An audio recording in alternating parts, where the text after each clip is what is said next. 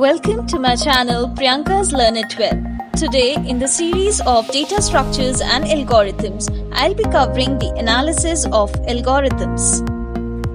Let's look at the content that we are going to cover. What is the algorithm? Why analysis of algorithm is required? Goals of analysis. What is the running time of analysis? Comparison of the algorithm's rate of growth and types of analysis. What is an algorithm? Algorithm is the step-by-step instructions to solve a particular problem. Algorithm. Let's say we want to travel from Jaipur to Delhi. To travel from Jaipur to Delhi, we have various options to travel. We can travel via air or by car or taking a bus or by a bicycle. Now, similarly, in computer science, multiple algorithms are available for solving the same kind of problems. For example, sorting, searching, or we can say insertion sort, selection sort, quick sort, that we would be covering in detail in the further episodes. Algorithm analysis helps us determining which of them is efficient in terms of the time and space. So we can say that time and space are two very important parts of an algorithm, especially we would be talking in terms of the running time of an algorithm. Let's look at the recipe for making an Indian tea. There are two recipes that I have shown here, and these maps to the two algorithms, the two different algorithms. So the first is we need to have a problem statement. So yes, we have a problem statement that we need to make an Indian tea that serves two people. The next is the model formulation. The model formulation includes the right selection of the data structure. As in the previous episode, we saw what is a data structure like integer, float, trees, graphs, linear, non-linear. We have seen all the data types and the types of data structure. So here you can see that we have different ingredients. So in this algorithm, I have taken milk, that is a liquid, that is in the liquid format. We have tea powder, that is we have taken a tea powder of 2 teaspoons. The next is we have taken 1/4 cup of water, and the next is that we have taken 3 teaspoons of sugar. Let's come to this next algorithm. Here you can say that instead of 1 cup, we have 3/4 cup of milk, 1 tea bag. Instead of the tea powder, we have used a tea bag. 1/4 cup of water has been used. That is approximately the same in the first algorithm. And the next is that we have used 1.5 tablespoon of sugar instead of 3 teaspoons of sugar. Let's come to the algorithmic design. The algorithmic design has the laydown of the directions or the steps in the order. So the first says that we need to boil water in the saucepan. Then we are adding some sugar, tea powder, and boiling it for 3 to 4 minutes. Later we are adding the milk, and then we are boiling it for 6-7 minutes, and when we see the change in color, we say that the tea is ready and turn off the gas, and we strain the tea in cups.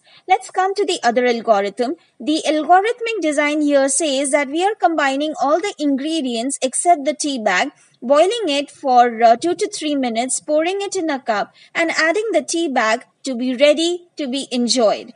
Now, the next is the algorithmic correctness. How to know that the algorithm that I'm applying is correct or not. Now, instead of the tea powder, if I'm using a coffee powder, there I'll say that it is not a correct data structure that I'm using. So I need to see whether my algorithm is working correct in terms of the data structure, elements, and the directions that we have written. So if we say that we need to boil the water, and then if I come to the next, that is turning off the gas and straining the tea, that means the algorithm that I'm using is incorrect. Come to the implementation.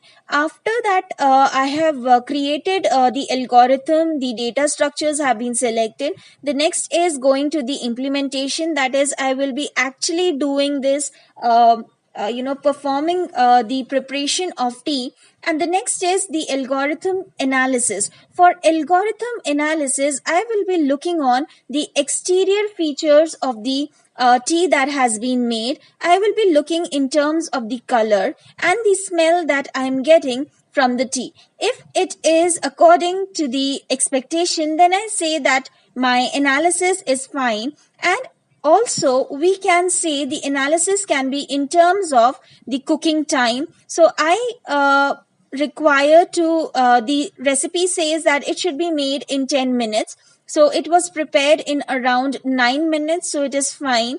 And if it said 5 minutes and if it takes 7 minutes, then there is a problem with the analysis of this algorithm that I have made. Now let's go to the program testing part. Now I have analyzed with the help of color and smell. When I tasted, the last part is that I need to taste my tea, and if the taste is as per my requirement or as per my taste buds, then I say that I have made a good tea. Now you need to select from these two recipes which one is great as per because of your cooking time or the convenience of this recipe that took you while implementing. The last stage is documentation. You can always see different recipes for the same food item, so we can certainly document it, and the person who is going to make the tea can use an appropriate recipe as per his convenience. What is the goal of an algorithm? The goal of analysis of algorithms is to compare the algorithms or solutions mainly in terms of the running time and also in terms of other factors such as space, developers' effort, that is again in terms majorly in time, etc. What is the running time analysis?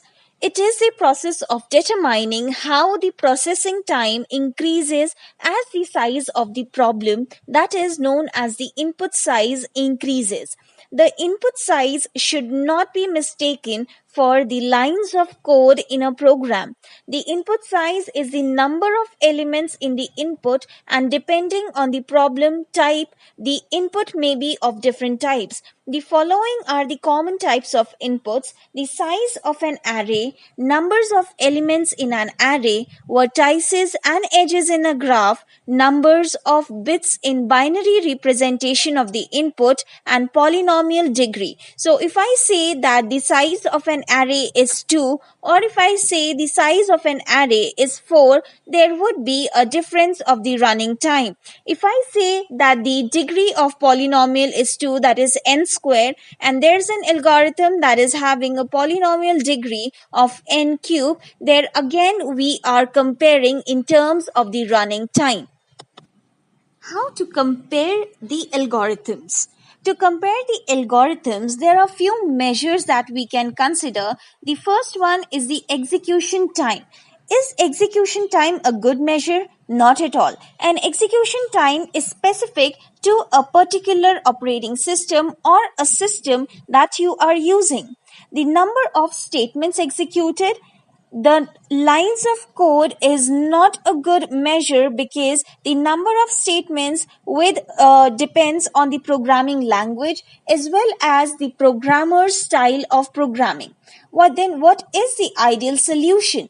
We can express the running time of a given algorithm as a function of the input size. We have already seen what is the input size, and we can say that to compare the algorithms we are using the function of the input size. Now this input size can be n, it could be n square, it could be 1, it could be log n, and so on. So it is not basically evaluated on the number of lines of code. That is, we cannot say that if the program has 100 lines of code and if the program has 1000 lines of code, and so 100 lines of code would be better or 1000 lines of code would be better. So the function of the input size is the ideal solution for comparing the algorithms.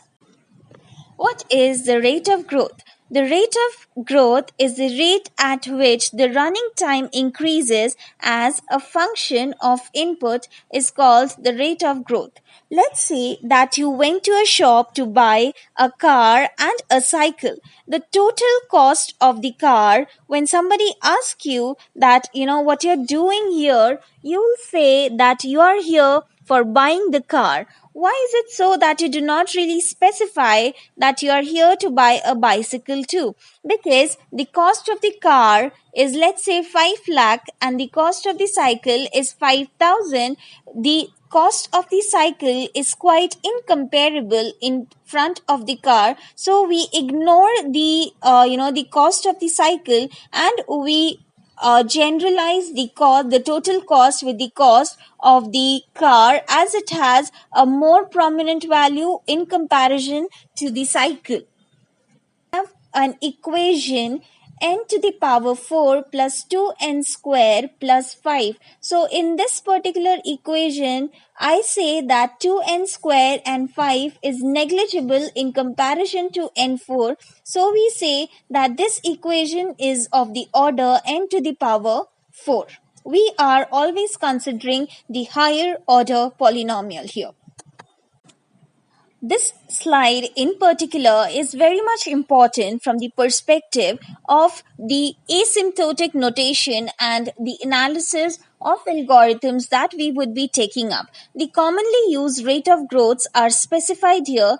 This is 2 to the power 2 to the power n. So this is the rate of growth in terms of decreasing order. That is, you can see that this is the decreasing rate of growth. So we have 2 to the power 2 power n as the highest order. Then we have n factorial 4 to the power n, n log n, n 2 to the power log n, under root log n, log of log n, and 1. So this particular relationship would be important while analyzing and comparing the algorithm. And you can see here that the time complexity have a particular name here.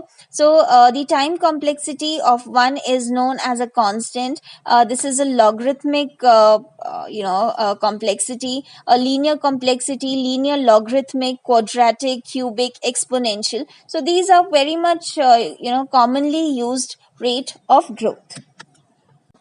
Types of analysis. To analyze the given algorithm, we need to know on what inputs the algorithm takes less time and on what inputs the algorithm takes the longest time.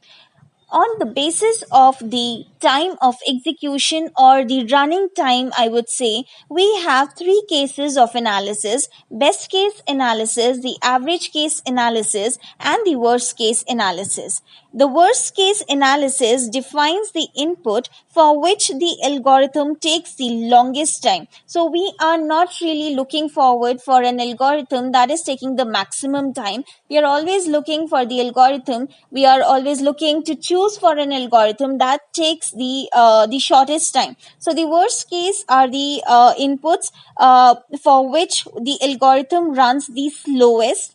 Coming to the best case, the opposite of the worst case is that it defines the input for which the algorithm takes the lowest of the time, or you can say that the input is the one for which the algorithm runs the fastest.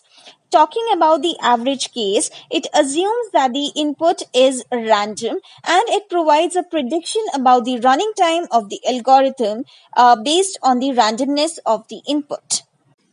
That is all from today's episode. Thank you for keeping up with my channel. If you like my content, do not forget to share, like, and comment. If you're new to my channel, do not forget to subscribe and hit the bell icon for all the notifications from Priyanka's Learn It Well. Thank you.